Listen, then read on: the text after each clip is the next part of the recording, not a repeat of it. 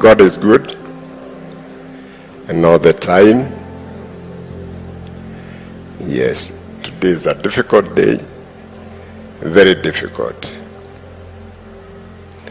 In all my imagination, in all my thinking, I've never imagined that one day I'll bury my small brother. Anytime we talked about death, a few times with Kibathi, and my siblings will bear me witness.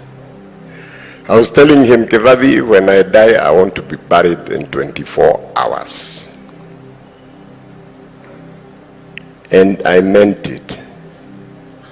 Last Christmas, I told him, one thing I know for sure is that you are going to bury me. And Kibathi had this habit. If you told him something, he would nod his head vigorously. But if he does not answer you, he will not do what you are telling him. I learned that over the years. And it was many, many, many years. Those days when we were born, used to take children, I don't know why, 2 to 3 days before they open their eyes. The young babies. So the person who is immediately older, who was me,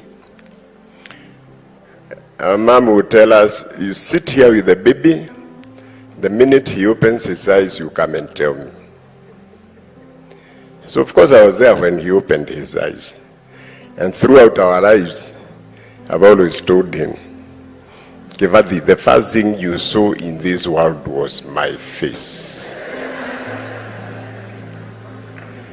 And by the grace of God, again, when he closed those eyes, I was there. And I'm standing here wondering, Kibathi was my brother, but as anybody will tell you, he was also my best friend. We were very intimate. And I don't know what to say. What can you say in a few minutes about a life that spanned 71.5 years? I can only agree with everybody about Kibathi's character when he was small, except they didn't say he was defiant and mischievous. That he was. And as Shiro said, our mother taught us that you are responsible for the person who follows you. So all my issues, even today, I'll take them to my big brother, Joe Madhia. And once I get there, it's up to him to deal with it. If he can't, then he escalates it to our older siblings, Mheshimiwa Gengi and Beth. I will not take those issues to them, he will. So I was in charge of Kibathi. It was a roller coaster of our life. A roller coaster of our life. So he was also in charge of the small girls. And as we grew up, I used to listen out to 2 things. Either hilarious laughter, as he told them, the girls, his stories. Of course, 3/4 were fiction. Or terrified screams from the girls. And Kibathi, since he was more, Kibathi has this knack of being everywhere at the same time. We used to share a bedroom when we were boys, and Kibathi would wake up at the crack of dawn, go across the ridge, beat up a boy, come back and go to bed. So the mother of this child will come screaming, Kibathi have just beaten so and so, and mom will scream and say, no, Kibathi is still asleep. Kungu, where is Kibathi? I say, he's still in bed. Until of course later I learned those tricks. So Kibathi was, I don't know what to say, but he's always been fun to be around. And we grew older, we became teenagers, and he ventured into Nairobi. Even before me, we had, my father had matatus. And they used to sleep at home, and then the drivers would come and pick them up in the morning. There were I don't know, 2 or 3 Pujo station wagons. And Kibathi learned to open the boot and sleep in the boot and then cover himself with that. And the drivers will come and start the car and take off with Kibathi inside. So once they get to Ruto, then he will surface. And now the driver has to be nice, because if father finds out that he has taken Kibathi, so Kibathi, that's what I'm saying. I studied, I don't know what to say. Kibathi was a heartful. And we became young adults. He decided to become a modern day Mau Mau. He grew some Rastafari and some hairs. And Kibathi terrorized this town. Kibathi was slim-bodied, very slim, those who know him. Me, I was in the military, but Kibathi, God had gifted his body with a lot of strength. He was very, very strong. And his arms were bigger than his body. And Kibathi drove terror in some people in this town with his fighting. And as his sister said, it didn't matter. If he found his friend fighting or his relative, he would join the fight on the opposite side. I remember one day he found us in Abro at Gara. That time we were young people, those people who are our age. That was the life. People used to fight all the time, young men. So he found this thing going on, and there was a jiko with some getheri boiling on top of the jiko. And he picked up getheri and threw it at somebody, and this guy grabbed the pot. So that was Kibathi. And then we became young adults, and Kibathi was late in getting married. Because those days, once you become 26, 27, then your mother starts sending your aunties, you know, so-and-so's daughter, she looks so beautiful, she's hardworking. So you start getting the messages. And Kibathi, you have heard from his wife, he married when he was 33. And that was late in those days. So for a long time, again, he used to stay in my house. He turned my guest room into his. He had his house in Nairobi West, and he used to tell me, and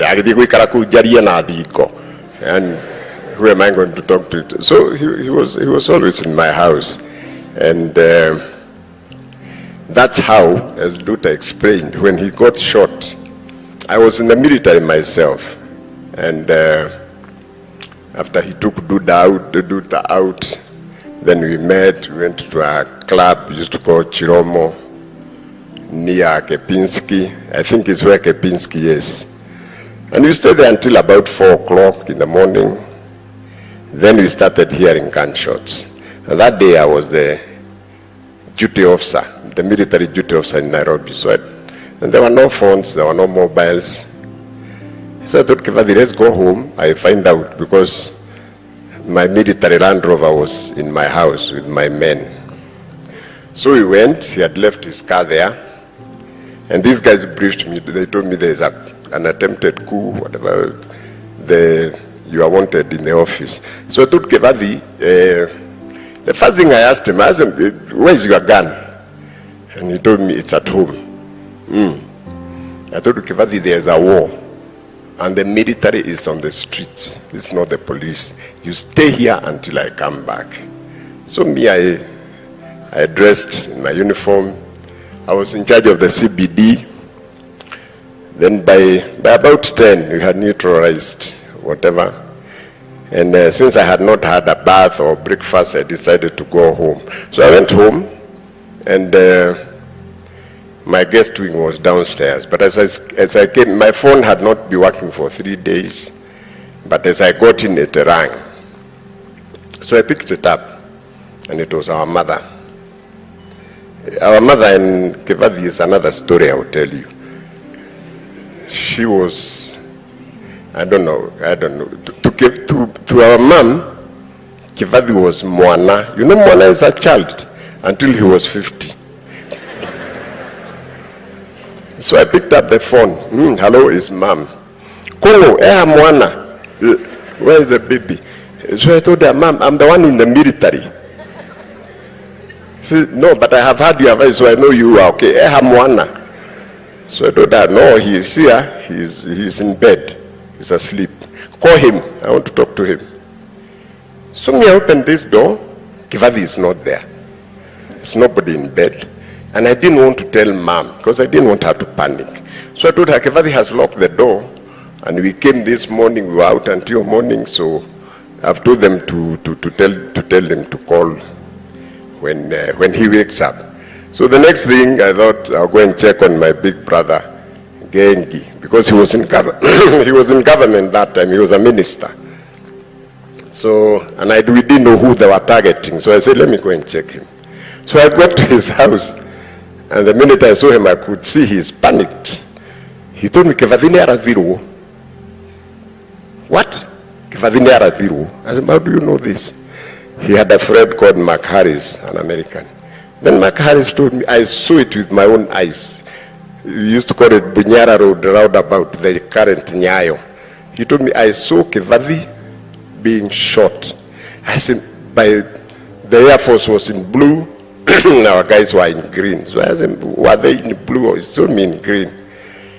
So immediately, I had my communication, so I called whoever was commanding Wilson Airport. And he told me, so I told him who I am. He told me, come to Nairobi Hospital just now. So I asked him, how is my brother? And there's a language you use. I mean, if he tells you fetal, then he's dead. He says grievous injuries, GI. So he told me he is GI, so come. So I told my brother, let's go. So he came to Nairobi Hospital. So I asked that guy, what happened? So he told me, no, these guys came, we stopped them. Uniformed people can tell when you are scared. They can look at you. So they saw these people are with Wamokora. I don't know where Wamokora is. So Kibathi had left my house. Of course, he had lied to me. He had his gun. He holstered his gun, got into his car. He went looking for his friend. So they found a roadblock there. And so the car was searched and the gun was found. And the uniformed people, when they see a gun, that's not theirs. And the military had no idea that civilians carry guns. So he was trying to tell them, I am licensed to carry a gun. And I said, who are you? How can you carry a gun? How? So he said, I have a license. Where is it? It's in my house in Nairobi West. So he was thrown onto the Land Rover. They went to his house. Fortunately for Kibathi, in his sitting room, the first thing you saw when you entered was my photo, a big portrait he had put there. So these people said, who is this? So Kibathi told me later, you know, I want to tell them about you, but I didn't know which side they were on, so I was scared. So they asked him, who is this? He said, that's my brother. Captain Muigai is your brother? Yeah. So that's when they rushed him to Nairobi Hospital. So Kibathi, you heard he went to prison. Kibathi, he was an activist. He was everything, all those things you have heard here. All they have not talked about is the bad side, defiance, mischief. So somehow they were discussing about overthrowing the government. I don't know where, so I will not explain. But somehow, the guy they were talking with was taping him. And in the process, Kibathi was very smart. Kibathi had the click of the recorder. So he knew this person is taping me. So he grabbed him. And they fought. Fortunately, they were drinking in a place where he had friends. So they beat up this guy. And Kibathi grabbed the recorder. So, as I have told you, I was responsible for him.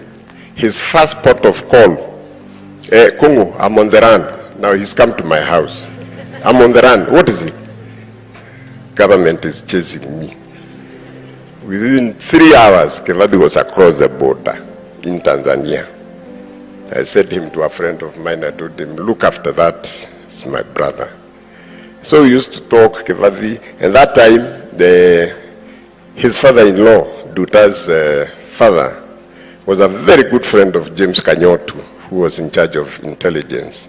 So we saw him, he said, okay, tell him to stay there for 2 weeks, to poesha hii maneno, then he can come back. After 10 days, the watchman comes and tells me there are some people at the gate, they are saying they are CID. He said, open for them. So these guys came, I know them.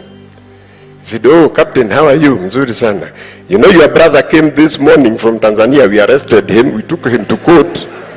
And he's been put in for 6 years. I said, who? Kibathi. We talked last night. I told Kibathi, you stay put until I tell you to come. So I'm asking this guy, within 1 day, yeah, he's been in prison for 6 years. And now it's my duty to go and tell mom. About Kibathi going to prison, that's something else. But going to tell mom, she would go into shock. And she will not talk for about 2 days. Mwana wakwa, but it was a lucky fellow. Our father used to get, when he refused, my father wanted him to continue with school. So he refused. Shiro, have I talked for too long? Sorry people. It's just, but I must tell you this. So when he said he will not continue school, he was taken to our elder father, Mzee Kenyatta. He was the president. And Mzee was very, so he asked him, Kibathi, ono gikaragirwo githomo ndugiria. He said, hey, Baba, dikuria. What do you want? I want to join the prisons. So our father said, so there are many things I can say about Kibathi. But before I sit down, I want to thank his children. They have really given. That's what I'm saying. Kibathi could be in a lot of places at the same time. He worked with our sister for many years in Taita, but he was there for his children. Somehow, I don't know, because the way you hear them calling them Fafa, that Fafa, I don't know when he saw them, but they are very close. Kibathi will come from Voi. How he found out, I don't know. So-and-so's mother is unwell. As my sister Beth was saying, not a relative, a friend's mother. He will come, pick her up, take her to hospital, then buy her medicine, do shopping for her, take her back to Githogori or someplace. Now when he's leaving, he always traveled at night. Kibathi never traveled during that day.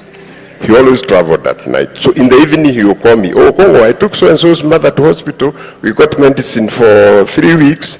They are getting finished. So he will call you, you go and buy the rest. Kibathi where? Then he disconnects his phone and you don't hear him for 3 months. So Kibathi was many things to many people.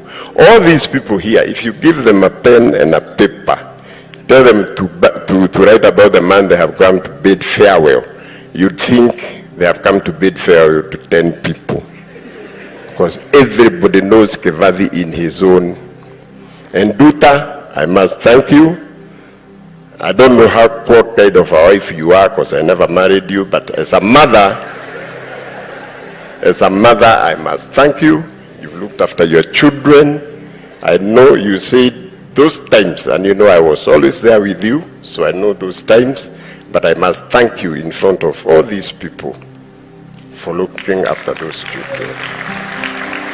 That I must say. So, as I told you, 71.5 years, I can stand here and talk about Kibathi the whole afternoon.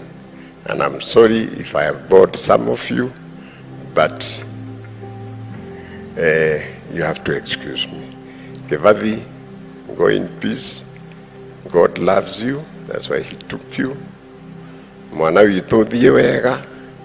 No thie ukenanire na ngomi citu cia mbere ya magana. Utweterere kinya riria tugagukora. Thai, tata ya Ngai thai. That was wonderful. No, I'll take the microphone down and hold this one. Thank you so much, Uncle Kungu. We could be here the whole afternoon just listening to those stories. And